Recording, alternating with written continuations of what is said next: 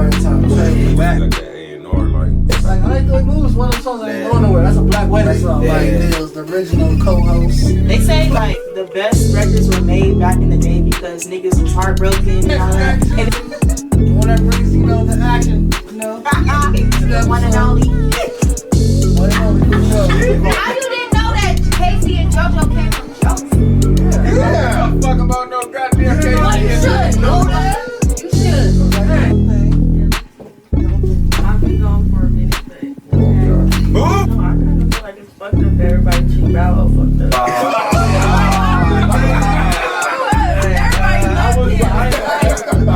Everybody loved him, bro. Now everybody like, what? Then we got the infamous, the one that's always here. Boy, Pearl Setti. Me. That shit has 27 tracks on that motherfucker. That's what is it, Marley? Two albums today. And a bonus song. And a bonus track. That nigga popped up 27 songs on an album. That's some Michael Jackson shit. One that keeps strong. Boy, crack. So nigga, fuck your bitch, bro. I'm just It was a saying. lot too, but the result was very pleasing. What's good, people? We back on Hip Hop Raised Me podcast. This week's episode, Hip Hop Moguls and Hip Hop Labels. We talking about that time we had the black CEOs. We still got some around, but those ones that actually made a difference in hip hop culture, that was actually pro artists. That's what I can say right there. Pro artists. Gave a fuck about the artists. That part. Wanted to see you have a career. Yeah. Not just a couple hot songs, then toss you to the side. Didn't give a fuck about not only the music aspect of the artist, but the personal aspect. How's your life doing? How's the kids? Make sure, you feel me, everybody is doing mentally and physically okay in regards to the aspect of the business as well as the music. That part, man. There's so many great people that came in the game. We got Russell Simmons started the first hip hop label, one of the best hip hop labels, Def Jam. Changed a lot of people's careers from LL Cool J. Even before that, he was the manager for Run DMC and Tribe Called Quest. Public Enemy signed Def Jam early in the game. One that's a crazy hip hop fact. Warren G signed to Def Jam in '94 because the should never signed him to Death Row. Yeah. And Def Jam was doing bad. Warren G actually saved Def Jam. East Coast West label, West Coast artist actually saved him. These niggas drafted a gold mine. They got a Laker over there. Oh God! Nigga made a good first round draft pick. Off that Regulator album. You feel me? Oh yeah. So that was the money they made. Then Warren G, Redman dropped his second album that did pretty good, but then Warren G went platinum. And they actually gave him the money for him to sign Jay-Z and DMX. So what for Warren G signed, they wouldn't have had the opportunity to sign Jay-Z and DMX because he went multi-platinum off Regulator. It was on the Above the Rim soundtrack too. Yeah, and them getting them two icons definitely was a good ass. Oh yeah. Man. Talk about a flip the money. Man, boy. Man, that's like the ultimate flip right there. And the two started, a good ass record label too. You got Rough Riders and you got Rockefeller too. Yep, that's crazy. All under the roof of Def Jam. They also had Murder Inc., where Irv Gotti was under Def Jam. So that's a powerhouse of hip hop right there. You had from like 99 to 2002, probably almost like this from 99 until 50 came out. Those were the three biggest rappers in New York. Jay-Z, X, and Jay. Damn. Until 50 came out. Yeah, so and all of them from the East, so yeah, he got that shit on lock. Yeah. But think about Russ, he signed some West Coast artists. Warren G, yeah, definitely. Jail Felony. Dub C came over there later on. And that's smart because he not only stayed in the section, this nigga went to the other coast. Def Jam South. Spread out the business like shit. Cause they even had Scarface at one point. They gave him made him the president of Def Jam South. That's how they ended up signing Ludacris. That was another smart move right there. Yeah, so Russell, his umbrella. Yeah, his umbrella's like. That motherfucker's immaculate, brother. Yeah, then you also got hip hop moguls like Suge Knight that had one of the most impressive short runs in hip hop. I think they made over $200 million in a 3 to 4 year run. Mr. Put on the West. Yeah, with nothing but West Coast artists. Mr. Put on the West. Well, think about Suge. He didn't sign nobody that's already hot but Dr. Dre. Yeah. Everybody else was a new artist. Yep, that was still coming up. Yeah, like nobody, the world didn't know who none of these people were except Dr. Dre. He was like, yeah, and I know what Dr. Dre is worth, and that nigga ain't getting his money's worth. Capitalized off it. Yeah, now let's actually do that shit. And then he branched off and made his shit Shady. No, he made it Aftermath. Yeah, Dr. Dre's another one, bro, because his umbrella's pretty like. He got Eminem, 50, Gang. He got credit G-Unit, credit for developing Snoop, credit for developing Ice Cube and NWA, like OGs, Kendrick Lamar, Ice Cubes and DOCs. Man, like his umbrella, like one of the top. And another fact is, Aftermath has the second most Grammys in hip hop. Number one is Rockefeller / Rock Nation. Yep. But I kind of count that one because theirs just come from Rihanna too. Yeah. So it's not hip hop. They didn't get it off of hip hop. It's Rockefeller and it's Rock Nation. So it's like two different labels. Yeah. Because you got something from Jay, Kanye, and Cole, but you still have a bunch of Rihanna. Yep. Aftermath is strictly hip hop. All this came from M, 50, Kendrick. In common with Good Music. Good Music. So technically, and that's another thing I have to look into because Good Music's on that list too on the top 5 labels. So yeah, like, they got Jay, they got they got Big Sean, they got Common. Yeah, that whole roster is John Legend. Cold roster. So they on that list Good too. Music. And TDE's actually on that list. They came in number 4. Because TDE got hitters. The foe, Kendrick,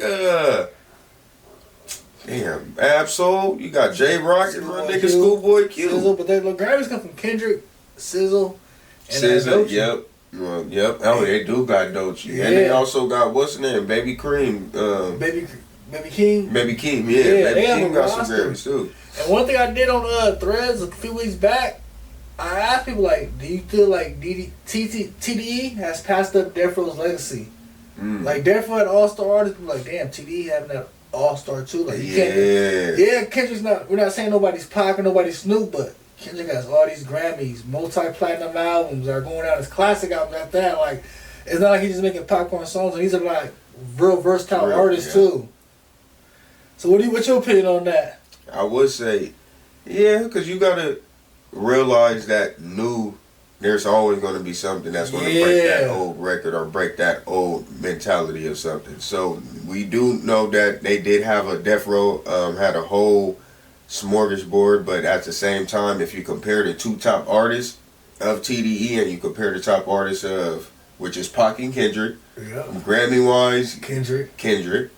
So the whole Grammy-wise and the whole actually success-wise, like impact-wise, Kendrick started. Exactly. He's not done yet, so it's like he's still on the run. Like the whole TDE really is still got to run. Rather than you got Death Row that already stamped their legacy. Yeah, you can name them as the OGs, but there are always times where the new school does better than the old school. That's what I say with TDE, because I feel like they was able to do it. They had gang members too, like Death Row. But they was able to keep the drama, the politics. No, we ain't seen no Ricos, none of that with TDE. I just seen a video where this nigga Schoolboy Q doing the interview and this nigga Nipsey walked in. You feel me? Them niggas hug, shake hands, and everybody know the politics when it come to that. But nigga, they was able to set that shit to the side. Like nigga, it's money now. Like we getting money. Artists, like nigga, respect, like type that's shit. That's one collab I wish we were able to get. Man, but the streets wouldn't allow that shit, unfortunately. I heard from Schoolboy Q on Drink Champs, he was supposed to be on the one Mozzie was on, Ain't Hard Enough. That's supposed to be nipping Schoolboy Q. Schoolboy Q said he didn't do it in time. Boy. Now I'm like, that'd have been a whole nother level of crap. Like, Mozzie did this shit, but was Schoolboy Q on there? Nick, that just have been like, I don't even know, man. Even for the impact of the culture when it comes to that part, shit. Because where they from? Exactly. Then the level that they rap it on top of too, because it's not like, we getting it for the impact of the culture, but we know it's gonna be a dope song too. Oh God, man, they get their shit on. Man, I wish that shit would have dropped, brother.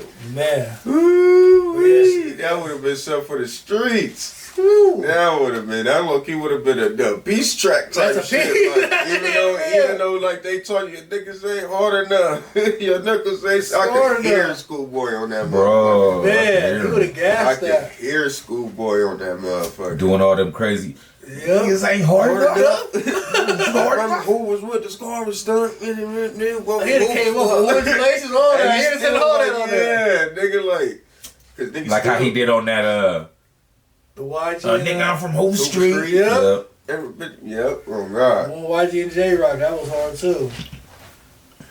Then you also got like, you go to the East Coast, you got hip hop moguls like Diddy, aka Puff, that gave us artists like Big, Mace, Crossroad R&B gave us Total, 112, Faith Evans gave us Shine. We go to further up the clock, gave us French Montana and Machine Gun Kelly. Yep. Then also gave us some gave artists second chance of their career, like A-Ball MJG went over there for Bad Boy South for a little bit. Young Jock was on Bad Boy South. Damn, I didn't know that. Yeah, you know that. It's going down. Oh yeah, I did hear. Yeah, you did. Did you beginning of the video? Bad Boy South, right? Yeah. That's one thing you knew was Bad Boy. Puff was always visible in the video. You knew like all he in got the videos. Yeah, he been doing that forever. He been doing that since the Craig Mack Flavor in Your Ear video. He gonna let it be known, like, yeah, this is a Bad Boy artist. Yep. He got his own personal stamp. I'm there. That's how you know it's a Bad Boy. If I ain't in your video, it ain't Bad Boy. It ain't Bad Boy. It ain't Bad Boy. Then one person that's really impressive when it comes to hip hop mogul is Master P. Oh yeah, he don't get enough respect. He had a short run with music, but he kept the business alive. Like to this day, he's still in business and as hip hop evolved. The only rapper I was in the NBA. And played in the NBA too. And he played in the NBA. He's gonna come up next week's episode of Hip Hop and Sports also. Oh yeah. So we don't have to talk a lot to talk about him, but you gotta bring him up, definitely. You got those when it comes to hip hop moguls, you gotta bring him up because I feel like he's the first one that actually showed us there was a lot of money in rap outside of just rapping and getting show money, like and how to get it on your own. That part because he done put out movies on his own, clothing line, snacks, shoes. Man. Like he's on go. Like, oh, I'm gonna do a deal with Nike. He's like, oh no, I'm gonna put the shoes out myself. I got my own designer. Cutting out the middleman. That like, part, fuck like, that. He's one of the original people that's like all money in, cut out the middleman. Like his original deal was so impressive. I think they got like it's an 15% with the label, and he owns the master still. So basically, like we're just here, and we're giving you 50% while we're here. And when we're gone, we're gone. Mm-hmm. We pack up everything and go. That's my type of deal. Yep. I'm like, man, he's one of the first to do that. Then you go back to like independent in the truck hustle. He mastered that because he was in the Bay with it. That selling CDs off the truck. Going to New York, he's from all the stuff. He's going to New York doing it everywhere. Pounding the pavement, literally going state to state on your own expense, taking the risk because you know you believed in your artist. That's why it's different nowadays. Like the record labels really don't believe in their artists like how they really should. They don't. Them niggas believe in their artists. Them niggas like, I'm finna put my own money down. We finna do this. We finna do that. Get these CDs. We finna get these CDs. Rent a van, we all finna go to this city. What cities is our shit being spun in? Nigga, let's go to the radio station. Nigga, make sure the station playing our shit. They have to do more work, so they have to actually put in other artists, especially when they're doing it on their own. It's not like, nigga, we're finna pay this motherfucker or we got a whole record label to just do, but they have creative control of that shit.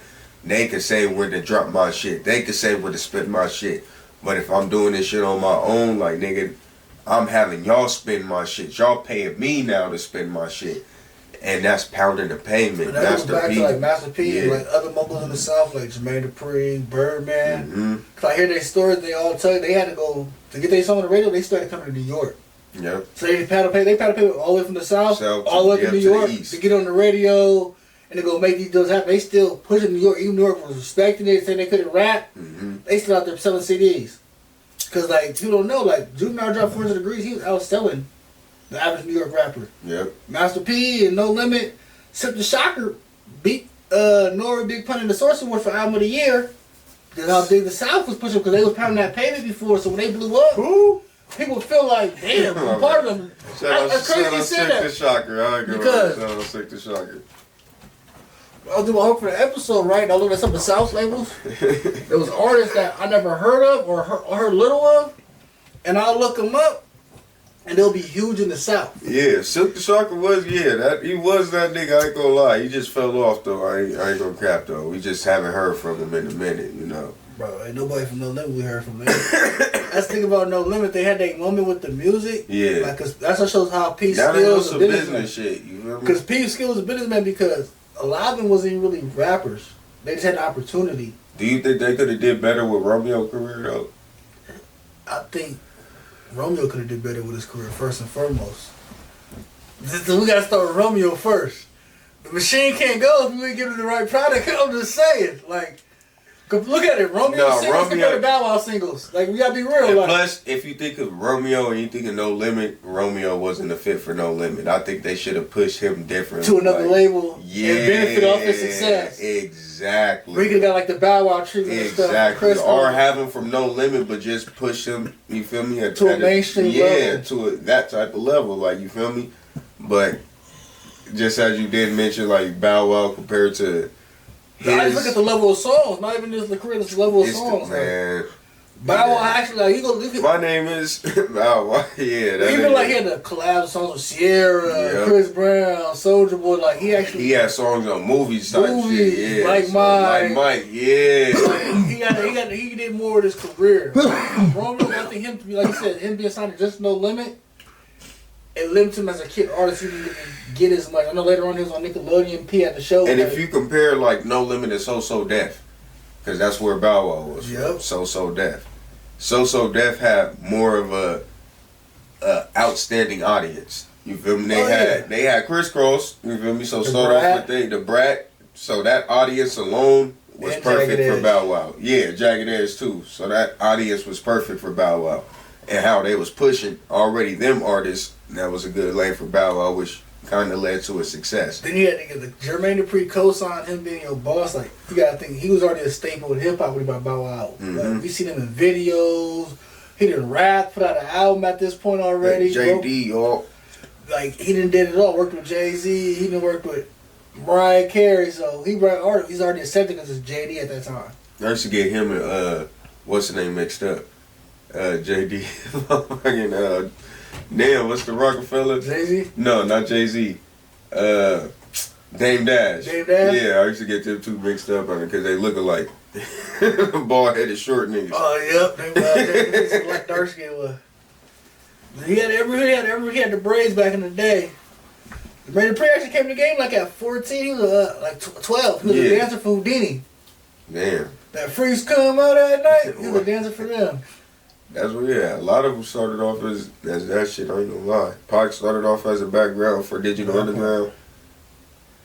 That's crazy mentioning that Pac got stuff was already now. You think, because like, where Pac was going in his career before he passed, he was going to the level of independence. And he actually had artists with Thug Life. He had the Outlaws. He had Big Sight. You think he would have grew, like if he didn't pass, you think he'd have grown to a hip-hop mogul with his artists? I never thought about that until right now. I think it was on the couch. It's just his artist. He never had that quality artist though. Yeah, he just never had them. The Outlaws was trash. They was. Outlaws was boo-boo. Terrible. You feel me? Even on the Hit 'Em Up. Bro. Nigga. If Biggie would have responded with Junior Mafia, Lil' Kim would have ate the Outlaws up. I'm being real. Lil' Kim would have ate the Outlaws up. Oh God, that is facts. That is fact. Lil' Kim. That is facts, because they came on some. Tupac talking. After Tupac did his shit. If Tupac had smashed Faith Evans, it wouldn't have worked. That's why I fucked your bitch, you fat motherfucker. That's shock value. Cause like I feel like Against Our Odds was a better diss. But it was the shock value that I fucked your bitch. Like, come on. And he had the picture like them hugged up, so it was like, damn, nigga, you fucked your bitch. Like, and then like you feel me now, come forward it now. When Faith Evans doing the interviews, pretty much now confirming that shit. I used to fuck bad niggas. Like, damn, bitch. Oh yeah, so what Pac was saying was... She's like, yeah, dick ain't really shit to me now because I used to fuck mad niggas. I'm sorry, that's all said, not like that. What else? Like, yeah, so Pac was telling the truth. Pac was telling the truth. Yeah. She all drunk, so you know she telling the The truth. same thing, cause like even Big, when he passed, he had his own label. Cause Kim and Jim Mafia signed them, and Cameron was in the process of signing them when he passed. So the same thing, if Big would have lived, he would have probably been a mogul too. He would have had Cameron. The Dipset would have been through him. Later on, probably even faster. You do got Dipset too. Cam's a mogul too, yeah. Cam, yeah. But Dipset, because not just Jim and Joel, they was like the Hell Rails, 40 Cal, they had a few artists over there. Max B was Jim Jones and Bird Gang had Max B. Yeah, that was a real. Them niggas had clothes, like niggas was wearing Diplomat clothing line. That's the thing about the mogul. They not just music. Dipset had a culture. Mm-hmm. Like you said, they had the people wearing the clothes. They ran the mixtape game. You had people talking about there was the West Coast Dipset, the down south Dipset. Like they took a culture into the music and to the streets. Right. Cause like fashion, like who wasn't trying to dress like Jim Jones? Cam had us wearing pink. Joel's about the rock star, like really want to wear the shiny rock star belts, the ripped jeans, the big ass Pelly jackets. Yeah. Niggas was out rocking that shit, nigga. Then they took over like the culture. Like, Until Dipset started doing that shit. You gotta look at Cam as a mogul, cause like they really was in the culture, like they whole swag and everything. So we go into the labels then, since we talking about Dipset, they a label also, like. Facts. More than just a rap group. But you got some power. When I think labels, like, I always think Rockefeller. When I think Rockefeller, yeah. Rockefeller, that was the most powerful label. That shit was powerful than the motherfucker. Because, like, I see that's what label I seen kind of build up. From a kid to, like, a teenager to it end. Like, damn, I seen it all build up from it being Jay and Bleak. Because now, and Rockefeller didn't only have the only aspect of music. They took that shit to the films, to the films, clothes, liquor, nigga, everything. They made it a business, and a lifestyle. Just as you said, like nigga, they really took that shit to a different aspect of that same thing, do it yourself type shit. Yeah, nigga, we need partnerships, nigga. We don't need to sign to you, nigga. We need you to sign to us. It's nigga. crazy you said partnership, because like the story about Dame going off on Kevin Lyles about him giving Memphis Bleak the Def Jam jacket. I get it, because he's a Rockefeller artist. Nigga. Yeah, nigga, he's not a Def Jam artist, nigga. Nigga, he was a Rockefeller artist, nigga. Get him a Rockefeller jacket. That nigga. part, like they show that ownership, like. About? And we talk about black CEOs caring, like, that's not what care with me. Like, nah, that's ours. Like, we take care of him. He gonna wear a Rockaware jacket, a Rockefeller jacket, not nigga, what's that? Def Jam ain't cutting his checks, nigga. His checks say Rockefeller, nigga. Y'all give us the money, we pay him. We pay him, nigga, so he is our artist, nigga. Like, it just reminds me of that time, but, like, Rockefeller, like, to me, like, we talking about talent, skill of rapping, probably the most talented label. We've seen it grow into from... Them started the Philly artists, Freeway, Bees, Young Guns, Cino, Sparks, Emilio, the Dipset coming over there. You already had the foundation, Jay, Bleak, and Beans. Mm-hmm. Like, you talking about, had a cypher labels, I don't think no label could have seen them in a cypher. No facts. Ooh, like, they had a label cypher. He had two hitters, Benny and Freeway. Them two alone, nigga. Oh my gosh.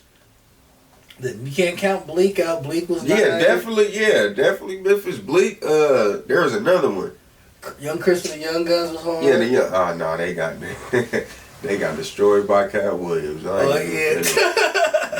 man. We gonna bring that shit up on this episode. Yeah. You know when we shoot that one. But them niggas they lost all credibility for me. When that nigga Mike Williams dogged them. Cat Williams dogged them motherfuckers. But like Rockefeller, they had it like. Then that transferred to Rock Nation, like you got Kanye, he was part of Rockefeller. Then Rock Nation is the more successful. Yeah. They produced the more Grammys and the more Grammy winning artists. As a matter of fact, it took it bigger than hip hop with Rock Nation. Yeah, with Rock Nation, you talking Rihanna? Made more millionaires than the Lotto did. Billionaires at this point. Ye and Rihanna, he made billionaires. Ray, yep, Rihanna, Beans will tell you if he wasn't in his feelings. That part. Like, Beans, man.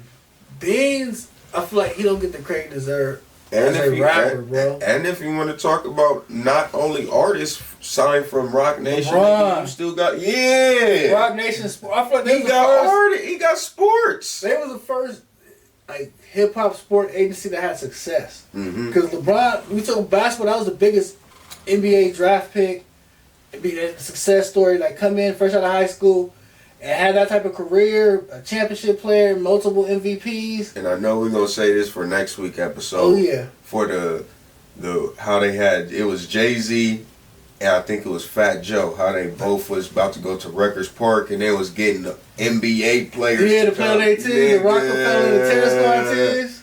Yeah, nigga, that shit was dope as fuck. They need to bring that back. Nigga. I want to see a TDE team, a Taylor Gang team. But now, if they do bring it back, bring it with college players. Now, since they get money now, you can pay them, get them out there. Get the top 5 college players and that you feel like, you feel me, mix it up. You feel me? I'll get Juju Watkins, nigga. I'll get this nigga from over here, nigga. I'll get this. I'll switch this shit up. Like that shit would be dope as fuck. That'd be dope. But like, man, then like even like. Y'all wanna go to break? Let's go to break real quick. Alright, so we got Showtime just joined us. What up? So we're going over the labels, man. Next on the list was Cash Money Records, man. Yep. We all around that age, we seen the original phase of Cash Money, not the original, because I did some research. There was Cash Money before Hot Boys. And Juvenile. There was they had UNLV was a group. There was another group Wayne was in, was Wayne and BG before those Hot Boys when they were young. Wayne got taken out the group by his dad. Then he got back, then they made the Hot Boys when Wayne came back. So yeah, we all seen like Birdman bring Cash Money from that. Make a deal with Universal, Juvenile become one of the biggest artists. Hot Boys come a good group, a big group, big timers. Yeah. They was on soundtracks, dope videos. They about like masterpiece shows you could get money. They showed us what the money looked like. Cash Money. Yeah. They had the cars, the jewelry. They lived up to their name, Cash Money. Yeah. They have to show the results of that shit. You feel me? They had the how they show the work ethic to it, but they also showed the results of the work ethic. That part. And I feel like I always give Birdman his credit. He's one of those moguls from the mid-90s that kept it going to this day. That still has Cash Money, and they have Young Money under Cash Money, and they have artists like Drake, Nicki, Tiger, Gutta, Lil Chucky, man, was Lil Twist, Yeah, he had a whole bunch. He had Lloyd at the time. Yep, at the time. But like he's one of them that had all-star artists like from Juvenile. He brought Juvenile to an A-list artist. They came around and had artists like Drake and Nicki. And to be honest, he brought them to A-list too. Yep. Like they wasn't. Drake was on Degrassi, you know. He was rapping. He had mixtapes there, but when he came to Cash Money, he was working with Wayne. It took him to a whole nother level. He dropped that. So Far Gone. Nah, he had a song with Wayne, and it was the first song that him and Wayne dropped. It was that. I think I know what you're talking about.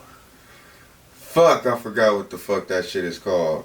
Fuck, but I could hear the beat and I could hear like the flow and all that shit in my head. But it's the first song that Wayne and Drake dropped.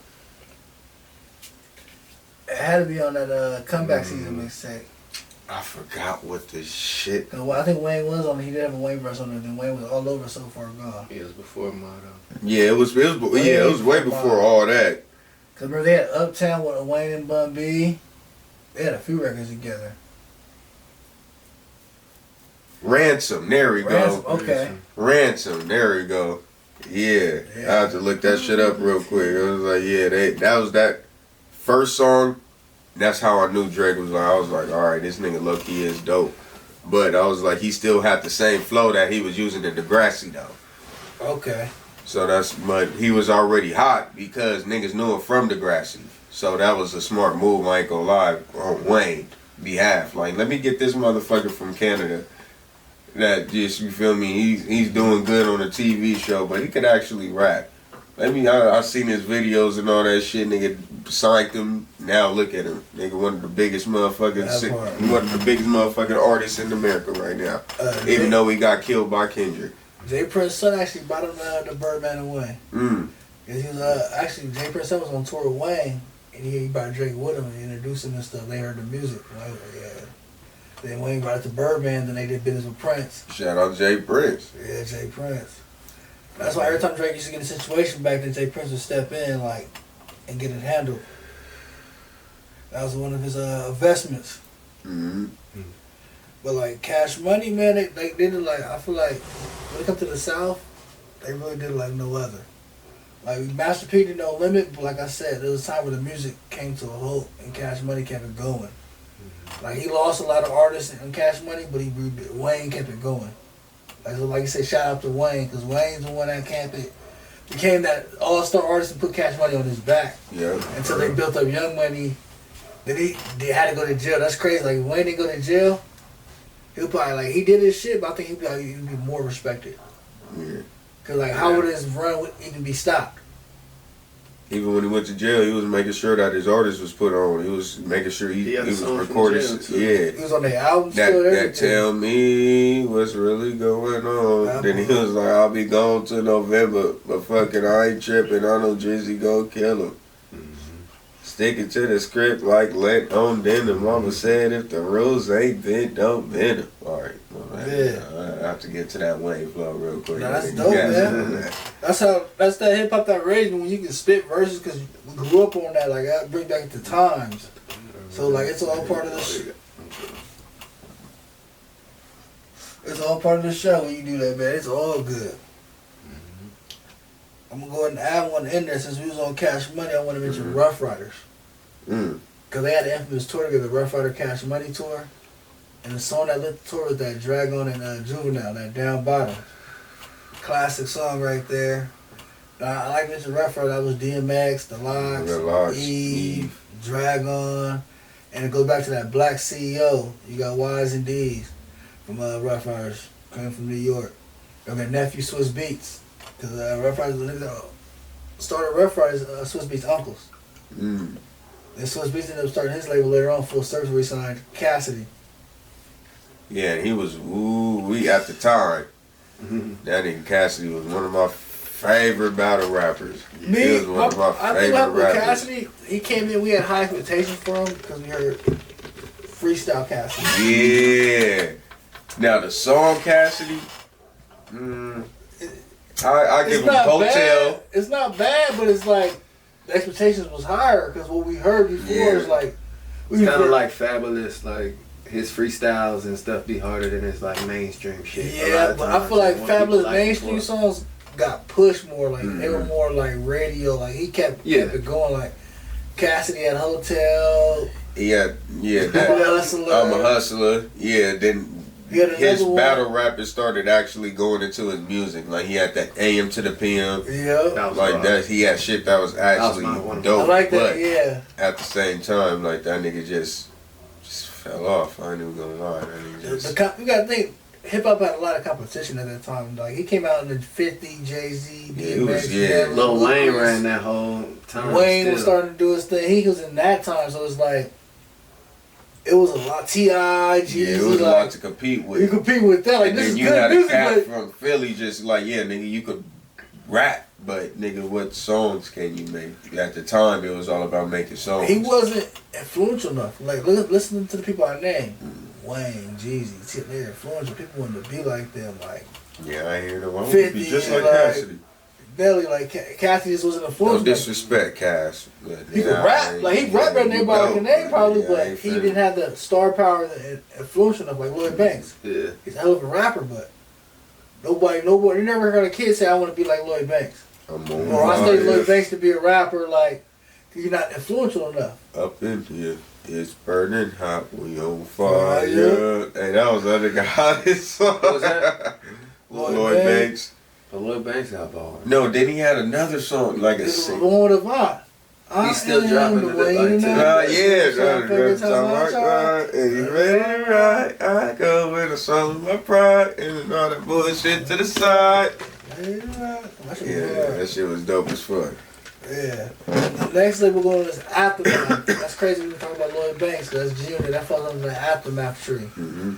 And that's a unique story, too, because Drake went from Ruthless as an artist on NWA and a producer to supposedly supposed to be a co-CEO like Death Row, but ended up just being a producer. Being a producer to having his own. Having his own and having superstar artists like Eminem, 50, The Game, Kendrick. Mm-hmm.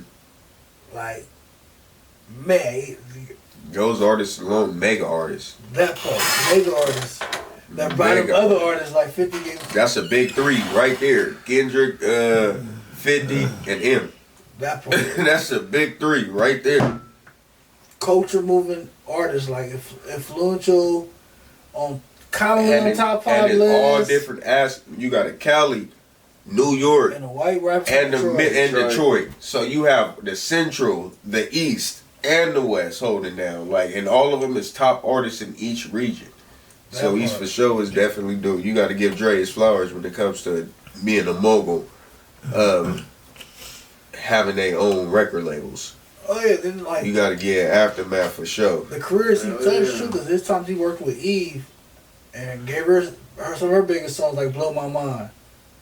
Then worked with Mary J. Blige, big songs like "Family Affair." Like that's the song that everybody knows about Mary J. Blige. Mm-hmm. Worked with Busta Rhymes on one of his best albums. Worked with Raekwon, put him to the test. Like then developed Snoop, to help develop Ice Cube, turn Eazy into a rapper. Like produced DLC's one and only album. Ice Cubes and DLCs. Definitely a GOAT. Man, like a GOAT. Like people, he has ghost producers, beat makers, all that. He probably does, but it don't deny the work that he has done. Like he's still the head honcho of what's going on and overseeing it. Mm-hmm. Like you don't see nobody that he worked with trying to expose him or complain to somebody he don't do nothing. Because he cared about his artists. That part. Because he knew he was one of them artists that wasn't cared about. So once he had his own shit, he knew. Like, because you gotta look at it, like Eminem knows how to make beats. Because Drake let him learn. Like give him the ability to learn. Like each artist that is signed, they have nothing but positive shit to say about Drake. They learn how to sign artists. Yeah, they learn how to do. Oh yeah, if it was for Dre, man, Dre really helped. Dre really did. Like they really speak positively in regards to Dre. So that's how you know he's a good, not only business individual when it comes to the business aspect. He cares about his artists. Like that's what he said about that. Yeah. Care about the artists being there and looking out for him and stuff. Yep. Yeah, I think this artist that was under Dre that never really came out, but they were still getting paid. Mm-hmm. Like there's people that he worked with. Truth Hurts never really dropped the album. Bishop Lamont, Bilal. Like they worked for Dre for a little bit, but they still got paid. Yep. I heard people say like, "Yeah, I worked for Dre for 5 years, never got an album, but he'll pay me every year. He'll give me a new contract with a new advance every year." You're still getting paid for still being signed with Dre. Even not even dropping their music, but they still making money from that motherfucker though. That's that's the bigger picture of it. I'm not going homeless in the studio. That you trying to do. You trying to make money off this motherfucker. And I feel like another one, I feel like it's new. I feel like that's gonna go down as a legendary label is TDE.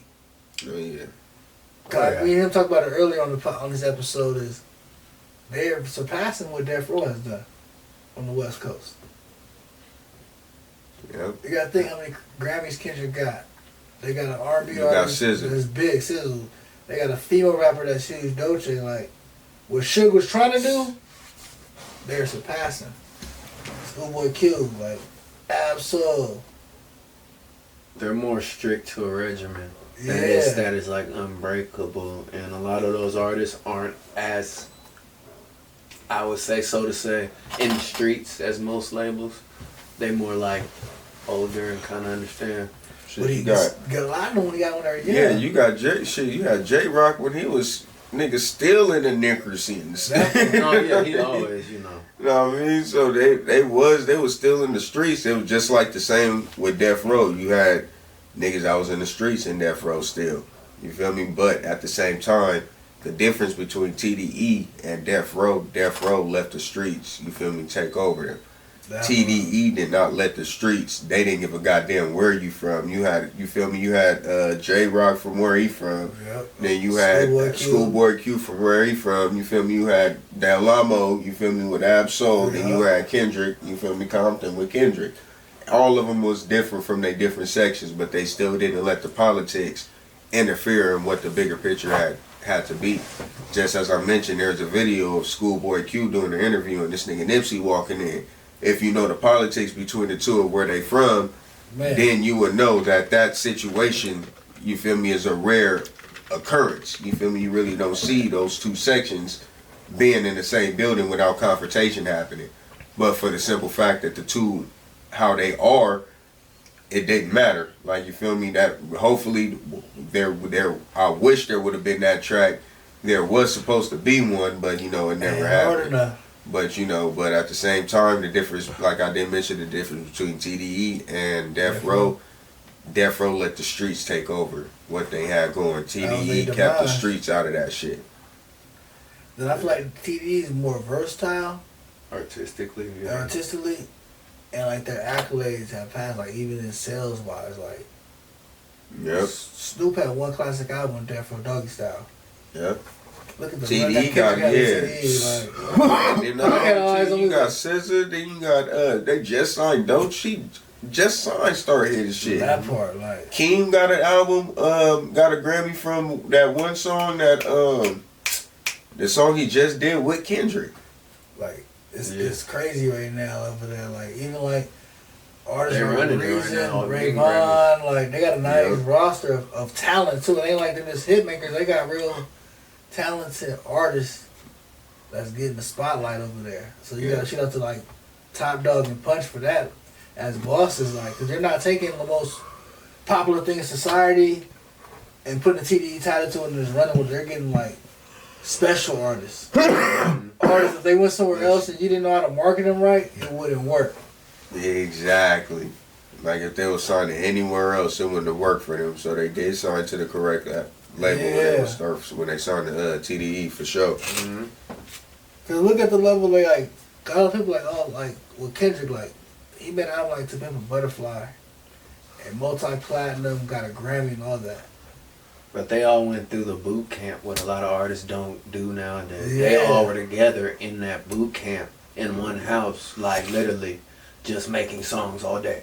Getting better. And that's what's missing. That's that in the studio working together, because you sharpen your sword like that because you're in competition. You gotta do that shit for 6 months, a year, at least 6 to 10 months. Cause that's how like one collective, back, like that's every Rough Riders, day. that's Cash Money. Like you're fighting to get on songs in them days. Like even in Rockefeller, like I'm trying to get on Jay's album. Like, so I gotta get a word on the song. I gotta come with it. I gotta come with that shit. Let me get an ad lib on it. Like for real, like it was competition. Like you gotta think like. That like you work with Kanye, you on Good Music, and they're working on the Good Music album, or Young Money working on Young Money album, or you gotta bring it in them sessions where Kanye's taking everybody to Hawaii and we're in the studio. You gotta bring your best shit. You trying to make this album. Hell yeah. That's when people sharpen their sword because you go to even the J. Cole with the 10 days in Atlanta when all the artists flew out there. Like that brings the best out of artists, putting their back against the wall because it's make it or break it. Yeah. Ain't no, let me take it a night. You gotta work in here with all these other artists and try to make the album. No sleep type shit. Like man, that part in the studio to 4 a.m. to 4 p.m. Come back right in at 9 p.m. Get right back to it. Maybe not even that long. Shit. Not even leave. Just take a little snooze, nap in my seat, and then right back up. Writing your verse in your dreams, huh? Straight wake up. Oh shit! I can say this. I did that last night. I woke up. I'm like, I gotta get my shit. Man. But like like, and that goes into like the newer labels too. Like we talked about Rock Nation earlier, how Jay kind of went from Rockefeller to Rock Nation. Now Rock Nation, he has an all-star. He went from less but bigger quality of like success. For every artist, he has billionaire artists, he has millionaire artists. Like, J. Cole is not Kendrick J, but he's still a top artist when it comes to hip hop. Kanye is top music, not even just hip hop music. As an artist, as a mogul, he has good music, his own label. Like, gave us artists like Big Sean, helped elevate Common's career. John Legend. Rihanna. Rihanna came under Jay. Like, it's crazy under that Rock Nation. But you also got OVO with Drake, Party. He had a partnership with what's the name at the time with XO. Oh yeah. With that nigga The Weeknd. The Weeknd, yep. That would have been crazy. That OVO and XO collab was. If it would have been a partnership, it would have worked. Mm-hmm. I just didn't want The Weeknd to be an artist for Drake and from OVO. yeah. People get mad when I say this, but I feel like if that would have happened, he would have been in the same situation as Party. Mm-hmm. If The Weeknd was just signed to OVO, he would have been just like Party. Yeah. Giving up songs and having mediocre albums. Not having these big albums like the music he's making you now. You produce a fire song, Drake, nah. A lot of artists on OVO don't drop. They ain't got albums and shit. That part. Yeah. He got a couple others too. I know. Party's the only one that He gets got an Roy album. Woods on there. Look how much Party gives though. Yeah, that's his hottest one from OVO.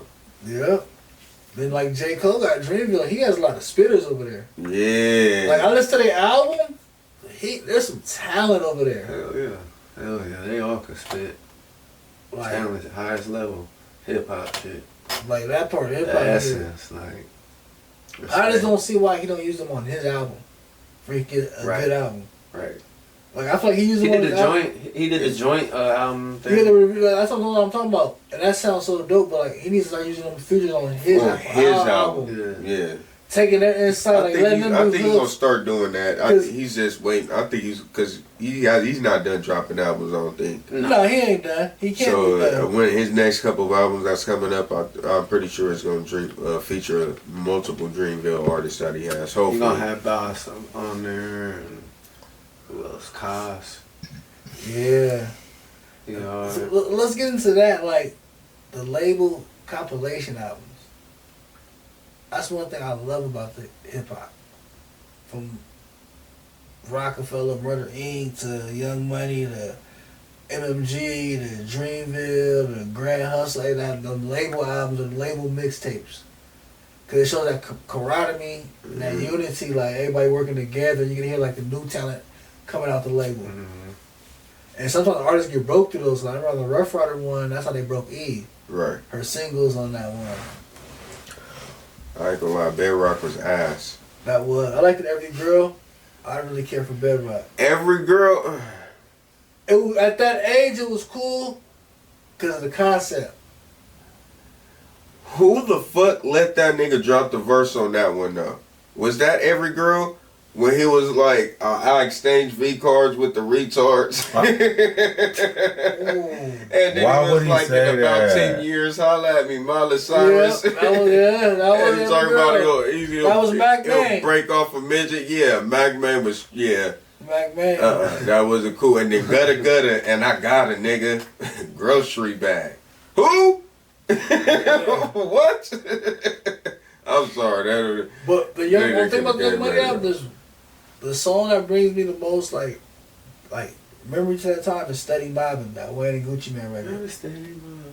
Yeah. Man, fuck. That was during these mixtape niggas. Wayne Was it that and one? Yeah. I'm scared of everything but these niggas. Niggas, yeah. That was like the best song on that album, that Steady Mobbin', Wayne and Gucci. God, I think that's when they both just came home. Mm-hmm. Oh, Chemo Savage. Oh, they was both about to go in. Either one. They both came over, they was both about to go in. Yeah, that shit was hot. Then like the MMG album, that's when they kind of like the first one was kind of when they got Meek Mill kind of hurt more too, like on the mainstream level. Because you heard Mixtape Meek. Mm-hmm. That's when he had that Tupac is back. So that Tupac is back. Yeah, Tupac is back. Then he gassed a lot of records on there. Yeah, MMG has some. Yeah, him and Wale. Yeah, like Boy, they don't get talked about enough. Like, yeah. like you talking about like label albums. They had a run out of They time did. where Wale was dropping some shit, and then Meek started dropping some shit, and then you had Rick dropping shit. Like they was on a cool ass little If run. Meek Mill didn't go to jail through none of that, it would have been more dominant. Cause I I feel like say they Dream Chaser. Was it? I say it was Dream Chaser 2, around that era, and then that's when that nigga dropped that Lotus Flower Bomb. Wale dropped the Lotus Flower Bomb. And that album Yeah. though that came, that was on that shit. Yeah, they had the Then the Ambition. feature. Ambition was out there. That Yeah, Ambition. Ambition. Yeah, That was like, hard. yeah. like Rick Ross actually had a nice roster with them. This is me going to jail, then Wale, being Wale, and the other we can't artists. even explain what the fuck happened to Wale. This is being Wale. He's talented. Listen to music. Yeah. He's talented. The music's there. It's just being an artist. Bitches was loving Wale. I ain't even gonna lie. Bitches was loving Wale. Them little poems in them, I ain't gonna lie. Me personally, I used to hate that shit. When he stop in the middle of a song, and start doing it. Like, nah. I couldn't. But I feel like MMG's an underrated label. Like when they run is like doesn't get talked about. I'm glad you brought that up because that Rick Ross, Meek, and Wale run, like that original MMG, like that was a crazy run. That was a respectable run. Yeah, it was respected. Like I wish they would have kept going. Like with Meek not going to jail, I feel like it would have kept the momentum. That's all niggas crash outs. They shit, I got something going for myself. Let me fuck it up and throw it all away. A lot of runs like Death Row ran, Pac died, shit went to jail. Like the run is over. Like goddamn, you fucking up a dynasty. But like them compilation albums, man, I feel like it's dope. Like we still got it, but like, what's one level y'all feel out now that should do a compilation album? I already know my answer. I would say TDE. I was saying TDE. Yeah, I would say TDE. Black Panther was a soundtrack. I want a whole album. Definitely. Dreamville. They got that Revenge of the Dreamers. Yeah, definitely. All right. Damn, like what's the name? Old school and new, or just right now? Or you can give us an old school one too. Cause I know new school. Everybody probably can read TDE. Yeah, because that's the only one that ain't gave us one. That gave us one. And that that motherfucker was gonna be fire. Yeah. I know they got songs together. You feel me? With all TDE on that shit. Yeah. These and I swear. Diesel. I'll say if we could get another Cash Money. Yeah. Be honest, I feel like damn. I wish they could. They just performed. So Jay-Z gave us the Dynasty album. I was supposed to be a Rockefeller compilation, but I feel like we would have got a real Rockefeller compilation album with Cameron, State Property, all that, Beans, Freeway, like a double disc one in the year like 2002. And then do a Rockefeller and do a Rock Nation, then side A, side B. That's hard. Ooh. A Rock Nation. You got Rihanna. That Rock Nation will be on that shit. Yeah.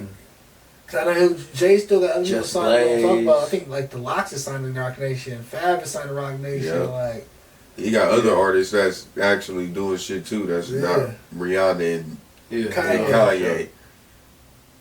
Mustard signed to Rock Nation. Shit, throw LeBron on that motherfucker. LeBron actually do A&R work. He done LeBron A&R 2 Changes rapper go to the lead album. LeBron A&R the Rock Nation album. That's one of the 2 Chainz best albums too. Alright, so I guess we'll go to the IG polls. Yeah. So we did 3 actually this week for this episode. Ooh. So the first one is, who's the most influential hip hop mogul? Suge Knight, Diddy, Master P, or Russell Simmons? It's out of Russell. I say Russell. I said Russell. Say it again. It was Suge Knight, Diddy, Master P, or Russell Simmons. Who's the most influential? Russell. Most influential. Yeah. As a hip hop mogul. One more time. One more time. I'm high. It's Suge Knight, Diddy, Master P, or Russell Simmons?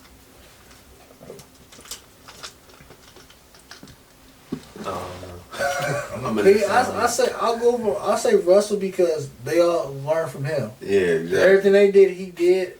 Like he did movies too. He did clothes. Yeah. He had Def Jam. That's like where they all learn from. Like he had the Def Jam comedy. Def Comedy Jam, Def Poetry Slam. He had all that. The Teen Summit on BET.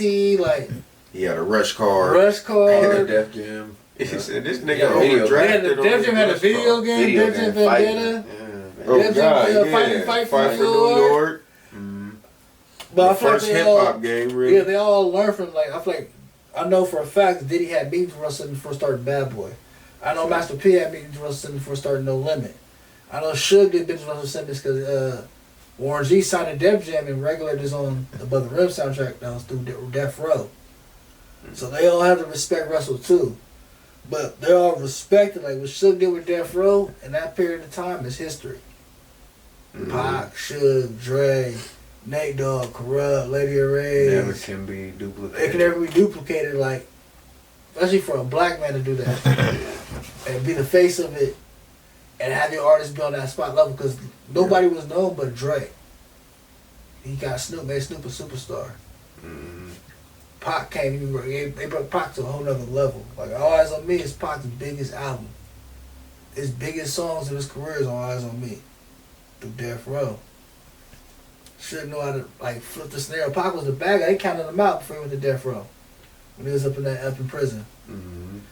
Then like you got Diddy, like, yeah, he got a lot going on right now, but what he did with Bad Boy, with Big and Mace and the R&B side with Toto and 112, Black Rob, G-Dep, like Sean, Carl Thomas, like fashion, Sean John, the colognes, the restaurants, clubs, alcohol, like with Ciroc, like it sounds like it was a lifestyle with him, like being on TV, like he was. You talking about this influencing the world? He probably the one that influenced like regular people the most.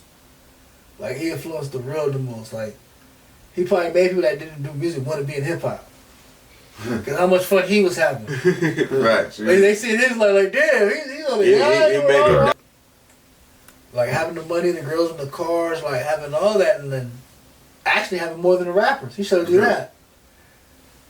Then you go to Master P, like we said, like for the South, like. The Dilly Dim No Limit was major, like going in the films, doing your own Getting money. from the mud, literally. That part.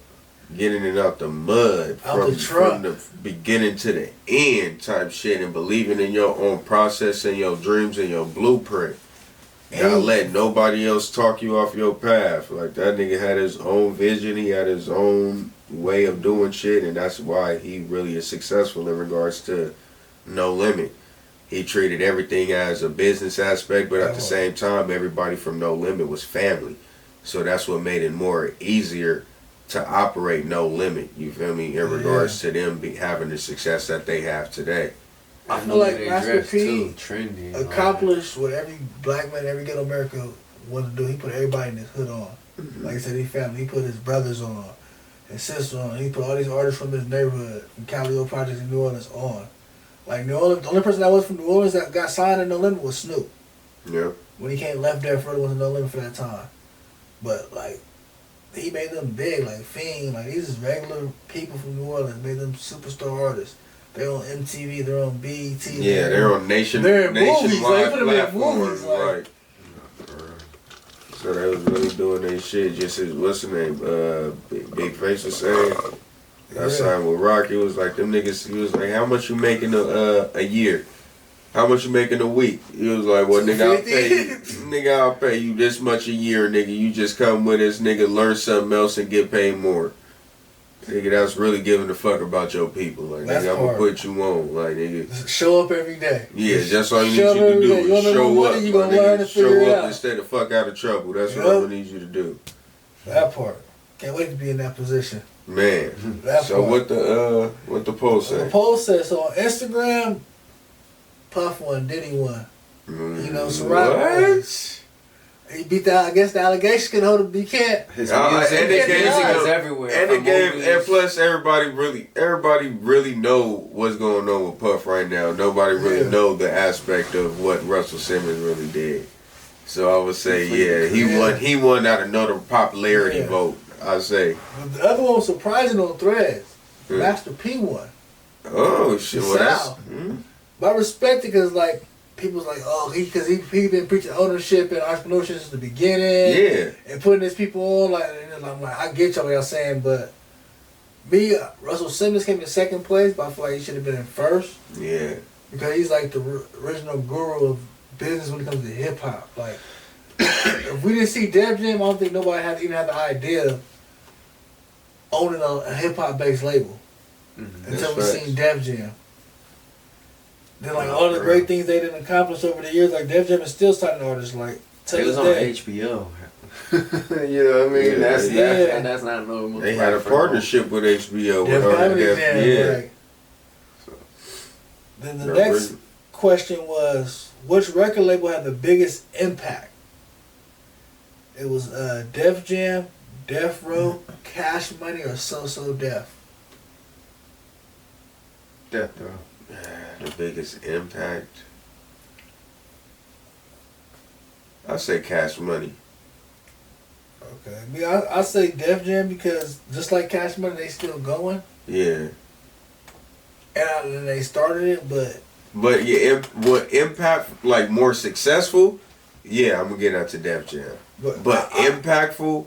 You wouldn't Cash, be wrong for saying Cash Money. I wouldn't argue with nobody for saying Cash Money. Yeah, it's like it's not wrong, but I seen they impact. I can say close. Like we all seen how big that impact is from where they started to where they're at now and where they've been. Like they gave us some of the biggest artists in their times, from Juvenile to Wayne to Drake, Nicki. To even Young Boy was on Cash Money. Cash Money for a moment. And plus, you still got Cash Money West. That part, Blueface. Even though them niggas ain't doing shit and they locked up. But you still gotta give him his credit because you go down to like social media fame. Yep. That's just as big as TV fame in today's time. Yeah, definitely. That's Blueface and Kashada. Like, people might not even know his music, but they know him from his drama. Yep. Man, so on that one, we're still talking. My bad. We ain't giving the answers yet. But Impact, they all did. I get Cash Money, but like Death Row, I wouldn't be wrong either because, I don't know. Like we said, what Suge did in that time frame. We still talking about it. We're still talking about. People are still trying to imitate Death Row. Yeah. And it started one of the biggest, you feel me, East Coast West Coast clashes. That part. Death Row and Bad Boy, like so. Their stories is so unique. Yeah. It's like part of hip hop history from the beginning. It just got end. classics. Classics for the culture, the beats Daz did and Dre. And Death Row just came from the bottom too, as well. Chris you the feel me? Taylor. With Bad Boy, Diddy was already, you feel me? On the industry, like he was on A&R and Uptown already. and stuff, yeah. But with, you feel this nigga Suge was a security guard. So this nigga, he was around the music and all that shit, but not like how Diddy was. But and for him to still build a platform and a record label like Death Row, with the knowledge that he has as being the security guard to a businessman, you feel me? You gotta give him props for that shit. Oh, you got to, and like what you said before, he took no-name artists and made them superstars. Like they still almost like his top 5 rosters all have careers to this day. And they're all spoken about to they're this all day. spoken about. To this day, they all, one of them is in your top 5 for sure. That part, artists, producers, producers, yep. They one of them artists from that, yeah, they're in your top 5 for sure. Bow Wow was over there. Bow Wow was actually in the beginning of his career. They basically sold him to Jermaine Dupri. And yeah, I'm gonna say So Def. That's, you know, they slept on, but that's still Chris Cross. Yeah, that was one of my favorite groups as a kid. The Brat, and that's crazy. The Brat was actually the first female rapper to go multi-platinum. They had a cool little run for Atlanta. I'm not gonna lie. So Def was putting Atlanta on at a point in time. I feel like when it comes to the Southern hip hop, Jermaine Dupri is probably the top 3 most important people. Facts. Like not just also, but Jermaine Dupri. Like what he put on for the South, like cause he about it, like. Before Jermaine Dupri, South was just, it sounded country. He's the one that made it look, first one to make it look cool. Like we had Outkast before that, but Jermaine Dupri made it look cool. Like, oh, they having fun in Atlanta. We saw Money Jermaine ain't a Dupri. thing. Money ain't a thing. Like, oh, they having fun. They got cars, they got girls. Like Jermaine Dupri gave us that first real look at the fun side of Atlanta. So like, So Def did have a nice run in the Impact though. But on the votes, they didn't get that many votes. I ain't gonna lie. Yeah, you know they wasn't. I ain't gonna lie, but they was up against some big ones. You knew they wasn't. But Def Jam came in first place on all of them. Then Death Row was at number 2 on Threads. Instagram on Instagram it was Cash Money at number 2. Then it was So Def on last on all of them. But like I feel like you don't discredit So Def. I feel like you go up against some giants. Yeah, you got to do your research on So Def really too. In order to understand who they is, they have a lot of artists that you feel me, you don't know that was actually some artists you don't even remember they were signed to So Def like that. Exactly. They had Bone Crusher. They had Youngbloods. I didn't even know they had Youngbloods. I was like, Jermaine, like they had Youngbloods. Like if you don't give a damn, like he had a lot of you did. Yeah, I'm telling you, for the Atlanta scene, he had a lot of motherfuckers. Franchise Boys. Who was it? Usher? Usher. He produced a lot of Usher records. Yeah. See, this thing difference like Jermaine Dupri. So Def was his label. Jermaine Dupri actually did it more than his label did. Because he has Usher records, Mariah Carey records, TLC records, like Jay-Z records. Like he actually works. Like, but Social Def was label. That's the artist that he actually signed and deals. Like the Brad Bow Wow, Crisscross. Even you can't even know he's a. I was about to call him a cornball, but even though he is who he is now, you can't take away his hits. I ain't even gonna lie. Bow Wow's like, Bow Wow, I feel like what he's done, like his hits, even as a kid artist, like we had Crisscross, they were legendary, but everybody knows it from one song. Yeah, that jump. Bow Wow's the only kid artist, like kid rapper that's known for multiple songs. Catalog of music. He has in his age, he has a catalog even of music. If you throw on a Bow Wow song, even though you don't know it right, you can't name it off back, but if you throw on one of them songs, you're gonna remember it and start reciting that shit. Shit, I remember this. I bet he got a good 20 singles that everybody knows. Yeah, exactly. Like, he has a good 20 singles that everybody, if they come on, you're gonna know it. You gonna know that shit. You might not know it word for, but you know it. But you know it. You heard it before. Yeah. Alright, so question number 3 was about the hip-hop compilation albums. So out of these 4 albums, which one was the best? First one was Rough Riders Ride or Die Volume 1.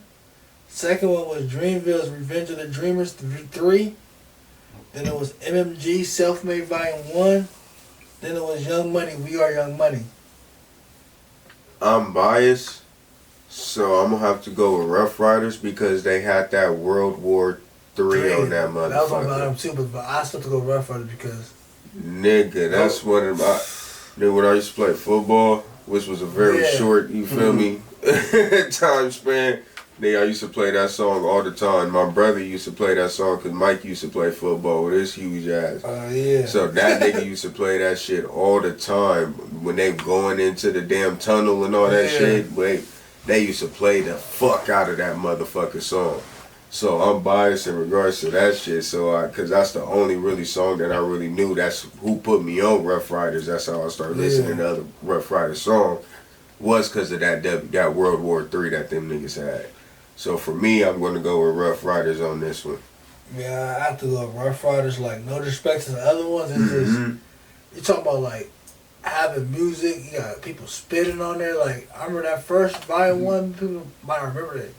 They had the Jay-Z record under that. Jigga, what's my motherfucking name? That was on the Rough Riders album. It was produced by Swiss Beats. They had E's first single on there. Like, the Locks left Bad Boy with the Rough Riders. Like, the first time we heard them on that was on the Rough Riders album. Like, it was very impactful to the culture. But, like, I'll go over the rest of them. Like, they're dope. Like, Dreamville's Revenge of the Dreamers, like I said earlier, there's some spitters on there. Like, for hip-hop today, like, that's some shit, like, it deserves some credit. Like, facts. It just didn't have, like, because you got people understand, like, they turned into stars off that one. Like, DMX was DMX already. And the Locks is on there, the Eve. Like, you think of Dreamville, you think of J. Cole. Yeah, you don't think of nobody else from Dreamville. Yeah, they're like, talented, but nobody became, like, somebody off of that album. Like that, yeah. Then, like, you go to MMG, like, I feel like that one's kind of impactful because I feel like that took Meek Mill's from the mixtape Meek Mill to the mainstream Meek Mill. Then Wale already had a name because he had a deal before that. He had the Nike Air Boost song. Yeah. But we knew he was with Ross at that moment. It was like, okay, damn, they got Wale over there. Then he had that Lotus Bomb song came right after. Then he had another song I think with Miguel on the album too. Which one? The first one? The first one, MMG album, Volume 1. Really compliments your friend. Yeah. They had that shit. And then take it, ooh. That was my song, too. Oh, yeah, they had Tupac back. That Tupac back with Meek Mill. Like, Eddie Crab by any means. Yeah, he had Currency on that one. The one Currency was Rise. That was Rise. Yeah, that was a hard one. That was a hard one. I was going to say that one because that was a good time. That was. I remember I actually bought that one from Target. Like, it was a time where I really didn't have to buy it, but I bought it. Bitches is stolen. Then, like, the Young Money one, I remember that one when it came out clearly. That's another one I liked when it first came out. And I went back and listened to them all. A lot of that music on that Young Money one didn't age well. Nah. I feel like it was as good at the time because of Wayne's impact and influence and how Poppin' Drake was coming up. Yeah. And, like, every girl was a cool single. Then Nicki, like, But the overall album, I'm like, damn, like the 3 songs we talked about, Every Girl, me and Blow for Greed, Bad Rock was corny. Mm-hmm. Then the Steady Mobbing, we all said that was all that Wayne and was Gucci. it, Like everything else is like questionable, like Miss Parker, like that's. I listen, I'm like, I didn't age well. Hit and miss. It didn't age well. Like back then, it was cool. Like it just didn't age well. Yeah, now that you listening to it, I'm like, that's not that good of a song. Like Wayne's half-assing his verse. Like it just wasn't. It didn't age well. But Rough Riders actually won on both. I was surprised. I thought Young Money was actually gonna get more votes because of the because time, of Wayne and the time frame. But second place actually was Dreamville on Threads. So I'm like, okay, people actually see the talent, talent on that album. Hip-hop heads on Threads. Yeah, it actually is. Yeah, some hip-hop heads on Threads. But I said, like, I'm glad people are actually seeing the talent and people actually really rapping and the artistry of it and like people having rhymes and something to say, like that one getting a lot of votes. Right. And another one that I said is an honorable mention that I haven't mentioned on this episode is Good Music's Cruel Summer. Like Kanye one had Mercy. That was hard. Click was on there. That was hard. It was a lot, man. He said that one. He said that one was hard. He just said that like, even had R. Kelly on that one. And I don't even think we mentioned this Mogul group, but All Money In. You still gotta give Nip and Black Sam their flowers because not only is they beyond music, man. Beyond music. Like, forget having artists; they got multiple businesses. And to get it by another aspect of getting it by yourself out the mud, from selling T-shirts with a table just like this with the T-shirts on the motherfuckers. Like, so it really, you got to shout out to All Money In, Black Sam, and rest in peace, Nip the Great, in regards to being moguls, in regards to the music industries as well. So. If we haven't mentioned All Money In, we're going to throw them in right now. And one thing, we talked about this before we got on the podcast, is that's one thing that's missing in hip-hop, is those small labels and those black CEOs or urban CEOs, because not even just black, because you had records like Loud, that signed Wu-Tang all 9 members, but didn't make them sign solo deals. Like you said, care about their careers. Mm-hmm. We just want the group and every artist can freaking blow from the group. Do what y'all want to do. We're not going to lock you in. They was the only one that offered them that. They was able to sign them because of that. They also signed Mobb Deep. They also signed Big Pun, Exhibit, Alcoholics, and 3-6 Mafia when they did take a deal. When they had Tear the Club Up, that was through Loud. Tear the Club Up. So I feel like labels like that, they take chances on artists. And we get great music from those chances. And that's what you don't see. You don't see a lot of labels taking chances on artists no more. That's because they gave them too much money and they seen what they would do, or they didn't, and they seen how much money they would lose. Nah, and they don't think about it. Like people think like the labels don't care about giving you money. Hell no, they don't give a fuck. That's their job. They just want to recruit. They get money to give you money. To recruit, even because the money that they're giving you, you're going to pay it back for a motherfucking regardless. That part. They're going to get their money back, even if it's not from you giving their money back. If you crash out, they're getting it back. 360. It don't matter. Like if they don't get that little couple of $100,000 that you was guaranteed to pay back, they're going to get it back one way or another. But it's not going to hurt them as a company because you fell off and didn't pay back like a couple of $100,000. They want to give you money. They don't really give a fuck. But about your well-being and your good standards, they don't give a fuck about that either. You do have artists that you do have labels back in the day that gave a fuck about an artist, like you feel me, or what you want to put out. Even shit at Death Row, getting Johnny Cocker to fight his murder case. Niggas, labels are not gonna do that to you. Hell no. Look at what's the name? Dirt. No, Dirt too. Yeah, definitely Dirt and Tory Lanez. Like, come on. Like. Both of them signed to Rock Nation that in the altercation. They picked the biggest artist, nigga. If Tory Lanez was bigger than Meg Thee Stallion, Tory Lanez would be out right now. They had to make a decision. Oh, they had to make an executive decision. Who's bringing the bag in? Well, Meg is the candy, the eye candy on top, and she can make me. Yeah, Meg. All right, Tory, sit your ass in jail. We can still make money from your music. Man. So as long as we can do that, you got record labels like that don't give a fuck. But you also do have record labels that's trying to make sure that the artist is on their heads because that is their investment. That is their money. So of course I'm going to make sure my investment is straight. I'm going to make sure that they're good. I'm going to make sure that they're able to generate me more money in the long run. I'm not going to make sure that they crash out and do all that extra shit, but you don't have labels that give a They fuck don't. about They don't that shit. see the Like longevity in the career. They don't care about you having a 10, 15-year career and having a legacy. that. Yep. Like when Dame Dash was working with Jay-Z, he wanted Jay-Z to have a legacy. Russell Simmons wanted L. Cool J to have a legacy. They wanted DMX to have a legacy at Rough Riders. They wanted him to be the greatest. Like Irv Gotti wanted Ja Rule to be the best. He wanted him to go diamond.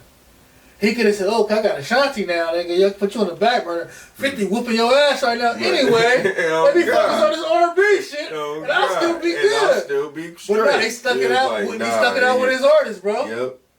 Like they don't have that no more. Like look what Drake's going through. He's suing Universal. Like damn, because he felt like I got beat up. Y'all didn't have my back. Like yep, I'm getting my y'all helping him now. Y'all having like come on. Like we was just making money together. Like he don't understand. Like they don't have that no more. It's like when like it's time in hip hop when Jadakiss had a problem with Jadakiss and Jay-Z had a problem, right? Jay-Z was way bigger than Jadakiss at the time, so Benny Siegel took on the beef. That's how it's gonna go. Nah, I got it. Mm-hmm. He lost to Jadakiss, but he still took it on, Still like, and it was hey, respected. you got bigger, yeah. Like you got shit you got to worry about. Let me go ahead and handle this real quick, nigga. Boo bop pink. Oh damn! Maybe I should let you catch that. Hey, Where Freeway at? Yeah, you respected that. Yeah, Freeway, you should have jumped in with that one. But, y'all should have, tag team. Yeah, Jada. And that goes back like, why Gang got kicked out of G-Unit? Yeah. He didn't want to take on 50's beef. Yeah, that's respectable though. Yeah. Yeah, that is respectable. You can see it on both aspects of it. You feel me? Like, nigga, you're your own man. I ain't finna fight your battle, but at the same time, if it's my brother, your beef is my beef. I don't give a goddamn. And that's a lot of people. nigga. I feel like people take on this thing. They compare it to Yayo and Game. You can't compare because Yayo knew 50 before. Yeah, So exactly. it's like, nigga, I'm here because of you. So I'll go back to prison, whatever, nigga, and make sure we still good. Like if a nigga say something's a problem, like if it's my brother, yeah, your beef I'll is take my everything beef, personal nigga, out here, well. yeah. But if it's like, all right, nigga, we on the same label, but I don't know you like, what you did in that situation? You your grown man, like you So feel me? That's a lot of people don't understand it. Like, oh, he's low because he owes 50 that. yeah. They grew up together. He was with me trying to get a deal. So if you don't, I don't want no problems with Fat Joe, or I don't want no problems with Ja Rule. You're going back to the project, buddy. Yeah, buddy. You're going back. I see what type of nigga you is. That part. I don't need you around me, especially if you claiming you my brother. Like I could expect this shit from like an outsider type nigga. But if you nigga, my enemies is your enemies is my enemies type shit, But nigga. 50 didn't take it that way. 50 felt like Gang should have just took it on. But 50-50. But it's history, It's one of those hip hop what ifs. What ifs? You never know. Man, but that brings us to the end of this episode on Hip Hop Raised Me Podcast. We'll be back next week with hip hop and sports. So make sure you tune in and check it on YouTube. Subscribe. We always got clips dropping all through the week. Got the audio version dropping on Mondays, video dropping on Fridays. Tuesday, Wednesday, Thursday, we got clips from previous episodes. So check us out. Comment, like, share, subscribe, follow, all that good stuff. We out. Peace.